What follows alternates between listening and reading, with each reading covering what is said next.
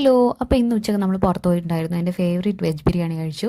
പിന്നെ എസ്ലിൻ അത്ര നല്ല മൂഡിലൊന്നും ആയിരുന്നില്ല, അതുകൊണ്ട് ഐസ്ക്രീമിൽ ഒതുക്കി. വീട്ടിൽ വന്നപ്പോൾ നമ്മളൊരു അതിഥിയെ കണ്ടു കേട്ടോ, ഏതോ ഒരു കിളി. പിന്നെ ഇതിനെ ആരെയും കണ്ടിട്ടുണ്ടോ? ഇത് കൊളക്കോഴിയാണ് കേട്ടോ. ഞാൻ റെയറായിട്ട് നമ്മൾ കാണുന്നതാണ് കൊളക്കോഴിയും മക്കളും. നല്ല ക്യൂട്ടായിട്ടില്ലേ? അപ്പം ഞാൻ ദൂരെ നിന്ന് വീഡിയോ എടുത്തതാണ്. പിന്നെ കുറച്ച് ചെടിയൊക്കെ ഇന്ന് നടാനുണ്ടായിരുന്നു. നമ്മൾ ഈ ചെടീനെ കാശി തുമ്പ എന്നാണ് കേട്ടോ പറയാ. കാശിത്തുമ്പ, ബ്ലസ്സി, അങ്ങനെ എന്തൊക്കെയോ പറയും. പിന്നെ കുറച്ച് മുളകൊക്കെ പറിക്കാനുണ്ടായിരുന്നു. മുളകൊക്കെ പോയി കേട്ടോ. ഇപ്പോൾ ഞാൻ വീഡിയോസ് കിട്ടിയതിന് ശേഷം മുളകൊക്കെ ആകെ നാശമായി പോയി. കുറച്ച് മുളകൊക്കെ ഇപ്പോൾ ഉള്ളൂ.